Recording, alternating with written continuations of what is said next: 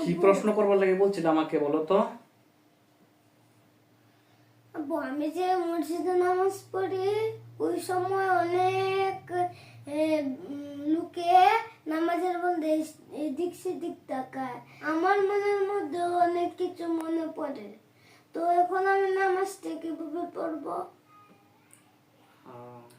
তোমার আজকের প্রশ্ন হচ্ছে যে দুইটা প্রশ্ন, একটা হচ্ছে নামাজের মধ্যে মানুষ এদিক সেদিক তাকায়, মানুষে দেখছো এদিক সেদিক তাকায়, আর দ্বিতীয়ত তোমার প্রশ্নটা হচ্ছে এই যে তোমার মনে শয়তানে অনেক কিছু মনে করিয়ে দেয়, তাই না? আর নামাজের মধ্যে মনটা থাকতে চায় না, এই তো দুইটা প্রশ্ন। এখন কথা হচ্ছে যেটা, যে প্রথমত কথা হচ্ছে যে নামাজের মধ্যে এই দিক সেদিক তাকানো, এগুলির থেকে ফিরানোর অন্যতম উপায় হলো যে তোমাকে মনে রাখতে হবে যে আমি আল্লাহর সামনে দাঁড়াইছি, বুঝছো? এই ভয় ভীতি আমার যখন থাকবে যে আমি আল্লাহর সামনে দাঁড়াইছি, সাবধান, সবকিছুকে ফাঁকি দিল, আল্লাহকে কি ফাঁকি দেওয়া যায়? আল্লাহকে তো আর ফাঁকি দেওয়া যায় না। তখন তোমার এই চিন্তা যখন সামনে আসবে না নি, তখন তুমি আর এদিক সেদিক তাকানো তোমার দ্বারা সম্ভব হবে না। নামাজের মধ্যে নির্দিষ্ট কিছু নিয়ম আছে। তুমি যখন আল্লাহু আকবার করে তাকবীরে তাহরিমা, মানে কি তাকবীরে তাহরিমা বাঁধার পর তোমার সবকিছু হারাম হয়ে গেছে, তখন আর এদিক ওসাইতে না, ওই দিক ওসাইতে না, ওই দিক ওসাইতে না, বিশেষ কোনো প্রয়োজন না হলে হাত পা এটা সেটা অঙ্গ প্রত্যঙ্গ হাত জানি এটা এটা মানে করা ঠিক না। কথা বুঝতে পারছি? বিশেষ প্রয়োজন হলে সেটা ভিন্ন কথা, বুঝছো? বিশেষ প্রয়োজন না হলে এগুলি করা ঠিক না। আর তোমার ওই যে মনটা নামাজের মধ্যে থাকার জন্য আর এদিক সেদিক না তাকানোর জন্য তোমার উচিত যখন আল্লাহু আকবার করে দাঁড়াইবা তখন সিজদার স্থানের দিকে ছায়া থাকবা, বুঝছো? সিজদা যে জায়গায় দিবা সে জায়গায় ছায়া থাকবা। এরপর যখন তুমি রুকুতে যাবা তখন এই উভয় পায়ের বৃদ্ধাঙ্গুলের দিকে ছায়া থাকবা, ঠিক আছে? দুই চোখ দিয়ে।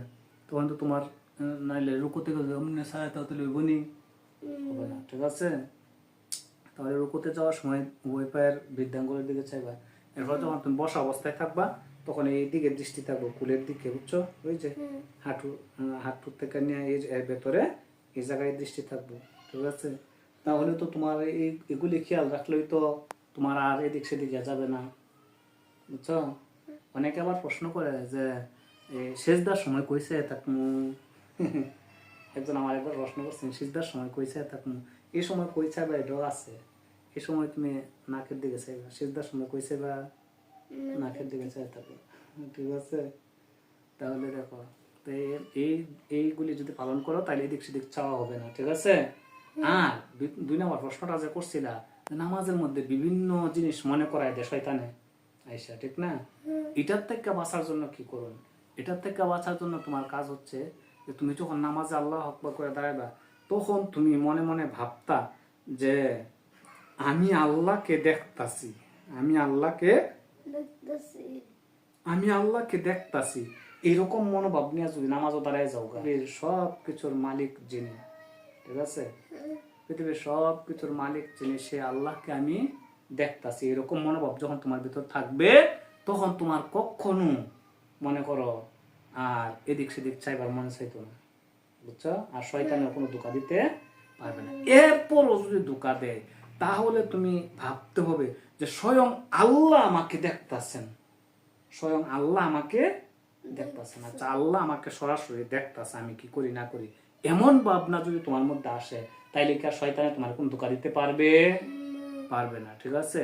তাহলে তুমি এখান থেকে বাঁচার জন্য এই দুইটা কাজ করবে। এক নম্বর কথা হচ্ছে কি যে আমি আল্লাহকে দেখতেছি, দুই নম্বর কথা হচ্ছে স্বয়ং আল্লাহ আমাকে দেখতেছে। এইগুলি যদি তোমার মনে থাকে তাহলে কখনো তোমার কি নামাজের মধ্যে এদিক সেদিক চাইবার মন চাইতো না, তারপরে তোমার এই শয়তানে কি কুমন্ত্রণাও দিবে না, ঠিক আছে? এখন সর্বোপরি কথা হচ্ছে যে দেখো আমরা নামাজের মধ্যে সামান্য সময় দাঁড়াইয়া এমনি এমনি চাওয়া শুরু করি সেই করে, হ্যাঁ, ঠিক না? আর দেখো সাহাবীরা কেমন মনোযোগী ছিল, একটা ঘটনা বলে লাই। ইসলামের চতুর্থ খলিফা হযরত আলী রাদিয়াল্লাহু আনহু, বুঝছো? রাসূল সাল্লাল্লাহু আলাইহি ওয়াসাল্লামের জামাতা ছিলেন, আর প্রথমে ছিলেন চাচাতো ভাই, ঠিক আছে? তো এখন কথা হচ্ছে যেটা শোনো, তো রাসূল সাল্লাল্লাহু আলাইহি ওয়াসাল্লামের জামাতা, বুঝছো? হযরত ফাতেমা রাদিয়াল্লাহু আনহার হাজবেন্ড, স্বামী, ঠিক আছে?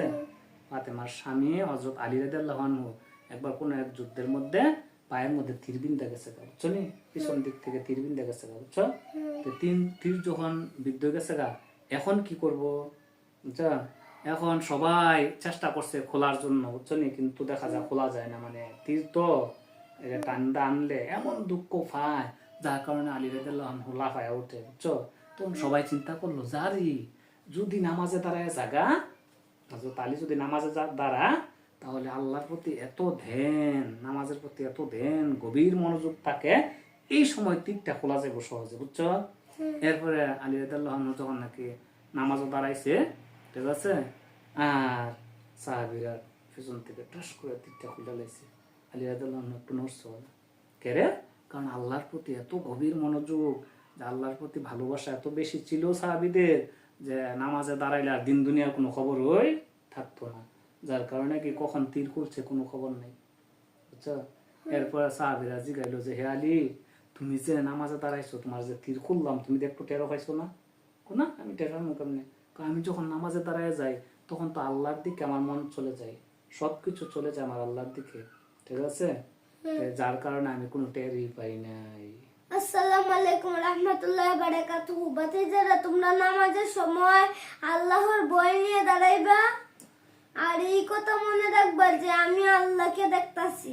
তাতেও যদি শয়তান দূর না হয়, তাহলে তুমি মনে করবা যে স্বয়ং আল্লাহ তোমাকে দেখতেছে। তাহলে নামাজের মধ্যে শয়তান আর কোনো ধোঁকা দিতে পারবে না। আমাদের ভিডিওটা ভালো লাগলে লাইক, কমেন্ট, শেয়ার করবা এবং ইউটিউবে সাবস্ক্রাইব করে আমাদের সাথেই থাকবা। আসসালামু আলাইকুম ওয়া রাহমাতুল্লাহি ওয়া বারাকাতুহু। বন্ধুরা, যে যেখান থেকে আমাদের আজকের এই ভিডিও দেখছেন এবং শুনছেন, সকলকে টিআইটিভি এর পক্ষ থেকে অফুরন্ত ভালোবাসা ও শুভেচ্ছা রইল। আশা করি সবাই ভালো আছেন। আলহামদুলিল্লাহ, আমরা মহান আল্লাহর অশেষ কৃপায় ভালো আছি। আজকে যে আমার ছেলে যে প্রশ্নগুলি করছে, আসলে ইম্পর্টেন্ট প্রশ্ন। আমরা যদি নামাজে দাঁড়াই, তাহলে দেখা যায় শয়তান এদিক সেদিক থেকে কত দিক থেকে আমাদেরকে ধোঁকা দিতে থাকে। তাহলে বন্ধুরা, আমাদের করণীয় কি অবস্থা? এই অবস্থা আমাদের করণীয় হচ্ছে যে আমরা আল্লাহর ভয় ভীতি নিয়ে নামাজে দাঁড়াইতাম। 2 নম্বর কথা হচ্ছে এই চিন্তা আমরা রাখতাম যে স্বয়ং আল্লাহকে আমি দেখতাছি। এরপর যদি শয়তান আমাদেরকে ধোঁকায় ফেলতে চায়, তাহলে আমরা যেন এই কথা মনে রাখি যে স্বয়ং আল্লাহ আমাকে দেখতেছেন। তাহলে হয়তো আমরা এদিক সেদিক চাওয়া, তারপরে শয়তানের ধোঁকা, এসব থেকে বাঁচতে পারবো। তাহলে বন্ধুরা, ভিডিওটা যদি ভালো লেগে থাকে, তাহলে লাইক, কমেন্ট, শেয়ার করবেন, আর ইউটিউবে সাবস্ক্রাইব করে আমাদের সাথেই থাকবেন, ফেসবুক পেজে ফলো করে আমাদের সাথে থাকবেন। এই আশা প্রত্যাশা ব্যক্ত করে আজকের ভিডিও এখানে শেষ করছি। দেখা হবে বন্ধুরা পরবর্তী ভিডিওতে। আসসালামু আলাইকুম ওয়া রাহমাতুল্লাহি ওয়া বারাকাতুহু।